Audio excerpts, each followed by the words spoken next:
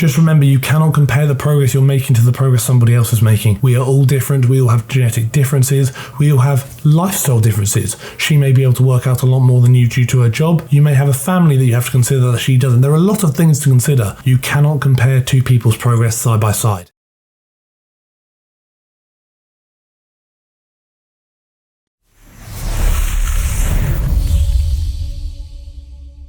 Day 12 of being ill, and not a lot's changed, but we're still here. But this video actually got sent to me by quite a few people regarding transformations and regarding GainsByBrains and her transformation of 20 pounds/9 kilos. So when this video was sent to me, a lot of people were saying, Harry, how is it possible that this individual has gained 20 pounds of muscle in the matter of, I believe, 8 months? And I think that's actually a really good talking point to discuss what might have actually been going on. I now started my new guide, which is the Elevate guide.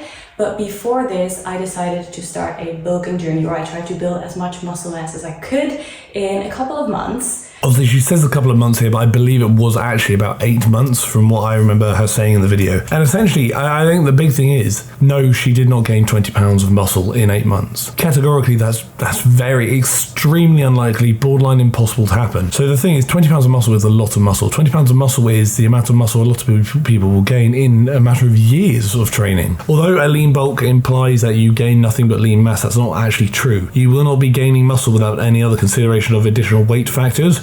You won't be gaining muscle without fat. You won't be gaining muscle without water. So when she speaks about having gained 20 pounds, it is going to be 20 pounds of accumulative weight, not just muscle tissue. So like I said, that is going to involve some fat gain as well, which she does actually allude to later on in the video. It's also going to involve the gaining of some water weight as well. Again, how much muscle can you gain in a year? How much muscle can you gain in 8 months? It really does depend. That will ultimately depend somewhat on your gender. That will depend on your training experience and age, your training quality, how hard you're training, all the stuff, your surplus, your genetics. So many things kind of fall into the pot of what will contribute to that weight gain and how much muscle you can expect to gain during a period of time. But realistically, in 8 months, for somebody who has been training for quite a long time, I'd expect the amount of muscle mass to be in the single digits of pounds rather than 20 pounds. I can't remember who it was. I believe it was Ronnie Coleman, perhaps, who's obviously one of the best, if not arguably the best bodybuilder of all time. And he said he would gain 10 pounds of muscle each year. And again, if he can do so on a truckload of PEDs, so performance enhancing drugs, and people are assuming that GainsByBrains has gained twice as much muscle as that in a shorter period of time without PEDs, again, you see the discrepancy there. Because I gained weight and I made sure that I trained hard and I ate really well. So that was my transformation. Really proud, posted it. Some of the comments that I received were saying that I basically got there not naturally, that I got surgery, that I am wearing silicone pads in my after photo, like all these different kinds of comments basically saying that I didn't put in the work that I did to get that result. I think this is actually quite sad to hear, in the sense that she's obviously posted something online which she's very proud of, be her transformation, and she should be very proud of it. And immediately a lot of comments are quick to discredit her transformation, which unfortunately is very much the case in the industry. So actually, if you post things that you're proud of, a lot of people will be quick to try and bash you down or try and find an excuse or a reason as to why you did it and they didn't. So again, let's go through them bit by bit. She spoke about surgery. Again, the first thing people will say, oh, she's had a BBL or something similar. Again, firstly, if she did or she didn't, again, that's ultimately her choice. If you are going to have a BBL or something and claim you've made a transformation without it, I think it's a bit deceptive. It's kind of like claiming you're natural when you're not. Probably best to either not say anything about it or just be honest. But even then, again, looking at the pictures myself and looking at her transformation myself, I personally do not think she has had surgery. I have no way to tell for sure. I don't know. But I would be surprised if she had surgery. Ultimately, people are basing their assumption off just one essentially set of transformation pictures, when in reality lighting does a lot. Like, I don't have a big bum, I'll be honest with you. My bum is pretty small compared to the rest of my body. I can make it look like I've been doing some juicy TikTok glute workouts if I just kind of do the pose. You've seen me do the pose before. Let's not pretend you haven't. Get the right leggings and get the right lighting, and suddenly I've gone from pancake to maybe in shape. So again, in that sense, lighting and posing does a lot. As in like a lot. You'd be surprised. Then we flip on the next thing, silicone pads. Again, I just don't see it. I know there are silicone pads in some leggings and whatnot. Sure, I get that. I have seen them before. But tonight, I just don't see it happening. Then you flip around to she's about doing it not naturally, so that implies performance enhancing drugs. Oftentimes, especially in women, when women do take performance enhancing drugs, you can typically see some side effects a bit more notably than you can with men. Men obviously typically have a lot more masculine features due to higher natural levels of testosterone and other hormones. When women then potentially throw in PEDs that really can raise testosterone quite dramatically, you can expect to see, in a lot of cases, in all cases, some more masculine features presenting themselves.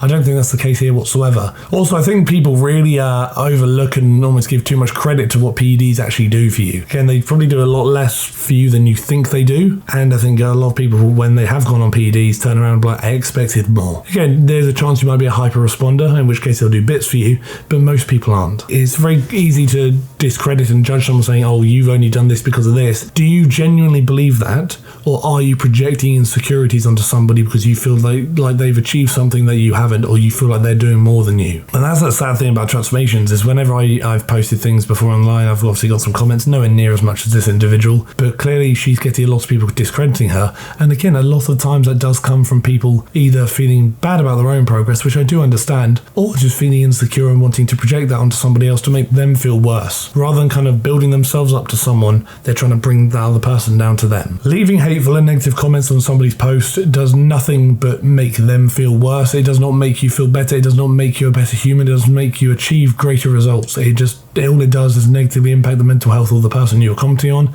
In reality, is that something you want to do? I'd like to think not. And I get it is all too easy to kind of discredit somebody's work and transformation when you don't really know the ins and outs of what's been going on, or if you aren't feeling particularly good about your own progress. I do understand that. If you don't have anything nice to say, probably not worth saying anything at all. Like I've said before, again, I think for most people, training is one of the few aspects of life where you can directly control the progress you make. If you look at GainsByBrains and be like, oh, she's making amazing progress, I want to make amazing progress too. What can you do better? Can you train harder? Can you train better? Can you eat better? Can you sleep better? What things can you do to improve your rate of progression to then make a transformation that you too are proud of? TFNL coaching is still a thing. The waiting list is down below in the description, as are the TFNL workout guides for both the gym, for the growth guide, and the home workout guide, whether you're working out at home or the gym. There's something for everybody. And also the TFNL group coaching, which is always linked also down below in the description, maybe even in the comment section too, is also a thing, which is essentially a group coaching platform that you can get immediate access to that costs less than your Netflix subscription and involves me talking to you, answering your questions in the message board, and writing programs for everybody to follow either together or individually, depending on how you want to do it. So many options, so many fun things to choose from when it comes to training in TFNL, but never any pressure to look if you don't fancy it. Make a plan and stick to it. I gained around 20 pounds or 9 kgs during my lean bulking phase, which was around 8 months. I started it in August, so this is basically before I started my bulking. You can tell I had quite a bit of muscle definition and I was a bit more slim, not as curvy, so I really wanted to focus on building my glutes and bringing up my legs. So that is what I really focused on. I did my next level guide, and I feel personally that you can tell a difference in January and February, and then I continued my journey until March. Yeah, she makes a really good point there, which is just get a plan and stick to it. I think ultimately one of the biggest things people overlook is consistency. A lot of people do believe that they need to change their workout plan quite frequently to shock the muscle and stuff. Your muscle doesn't get shocked. Adaptive resistance is a thing that can occur, but that probably takes a lot longer to occur than lots of people think. There are a few reasons as to why you should change what you're doing regarding, let's say, your exercise selection. Have your goals changed? Are you no longer progressing? Do you hate the movement? Because effective programming really doesn't change a lot. Effective programming usually involves sticking to movements and getting really good at them and progressing them as much as you possibly can. Because once you've got that plan in place and you get better at each movement, you can see that you're quantifying the fact that you are progressing. You are doing more reps each week. You are doing heavier weight each week. You do that for a long enough period of time, you're going to start seeing some changes. If you keep changing things up every few weeks or whatnot, how do you know if you're progressing? Because you're not giving yourself enough of a chance to get better at movements and progress those movements. Then beyond that, once you have a plan that you can stick to, you have to be training hard enough. And I know it's easier said than done, and I know that a lot of people at home right now are probably thinking they do train hard enough, but I could probably comfortably say the majority of you might not be. When you see what training to failure actually looks like, there's a difference between training to failure where you feel like you can't do anymore, and training to failure that despite not being able to do anymore, you're still trying and you're still pushing it and pushing it and pushing it. Most people, when they think they've hit failure, probably have a few left in the tank. And if we're kind of staying around the green zone of, let's say, 0 to 4 reps in reserve, maybe even 0 to 2 reps in reserve, and you've got a few left in the tank when you think you're at failure, you're probably not actually in that green zone of hypertrophy at all, which is going to be limiting how much progress you can make. You have to be training with sufficient intensity. And no, you don't need to be doing a lot of volume. You don't need to be resting for 1 minute periods. You need to be resting for as long as you need to rest, and you need to do probably a lot less volume than you think, because if you're training hard enough and you're resting long enough, you can achieve a lot more from doing less, which is kind of what we all want, surely. And the big thing you'll see here is GainsByBrains was doing some, in most cases, some pretty solid movements. There weren't any fancy single leg Bosu ball bicep curls or anything along those lines. They were largely basic movements that she's obviously stuck to for a long time to progress those movements, to get better at them. That's when you really start seeing changes. What you stick to is largely up to you, because at the end of the day, the best plan for you is the one you can remain most consistent with,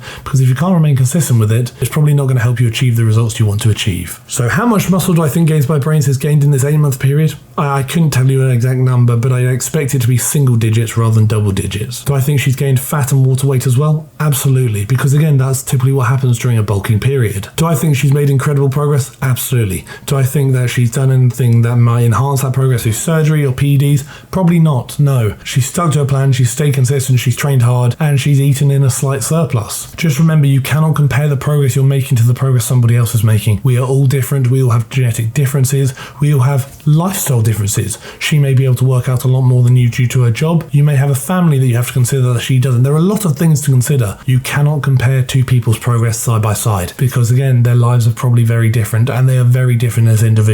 Comparing progress is merely going to leave you feeling bad about yourself, merely leave you feeling like you haven't done enough, or merely leave you feeling like you aren't good enough. And how's that going to help you achieve the results you want to achieve? How's that going to help you move forward with your goals? It's probably not. So again, focus on what you're doing. Take inspiration from other people, absolutely. You can take some motivation from them too if you want to.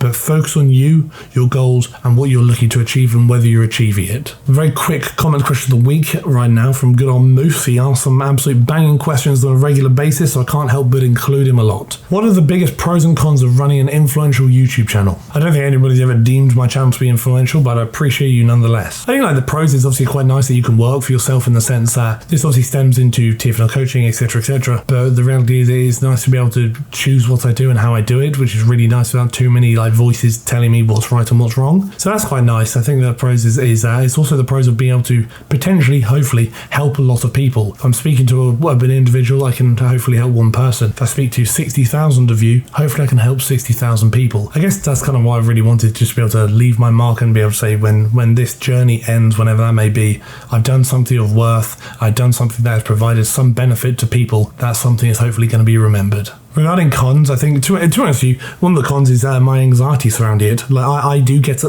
lot of anxiety surrounding YouTube, because again, it's not a stable platform. It's not stable regarding growth. I could grow consistently for months, and one day my channel is done. It will never grow again. And that's happened before, where I didn't actually grow at all for, I think, 2 years. Yeah, from 2019 to 2021, there was no growth. In actual fact, there was loss. I lost subscribers every month consistently. Well, it's really hard to see, because you're putting in work and you're regressing despite trying, and that kind of triggered my mental health to an extent, is because, and to this day I still have it, every day I wake up and I'm thinking, is this the day that my YouTube career is over? Because again, I haven't built enough of a sustainable business at this stage for me to be able to survive or thrive without YouTube, which is my goal, is to build TFNL coaching, TFNL external to YouTube enough to the point where I don't need YouTube anymore, and I just do YouTube because it's my own choice, not because I feel like I need it. So yeah, that's probably the biggest con, is the anxiety and uncertainty and how unstable this is. Again, I like to think the content I'm producing is okay, but YouTube will decide whether it wants to push it to people, which is why I often say, like, if you like videos, like, share, comment, subscribe, kind of get the word out, because the more people see it, the more people can make an opinion, and the more people make an opinion and interact with it, the more the YouTube are going to then do the same and push it to more new people. Anyways, that's a very quick answer. I could probably go into much greater detail if you wanted me to. But yeah, that is it. That is the video. Thank you for tolerating me. Thank you for tolerating my seemingly never-ending illness. And thank you for tolerating the video.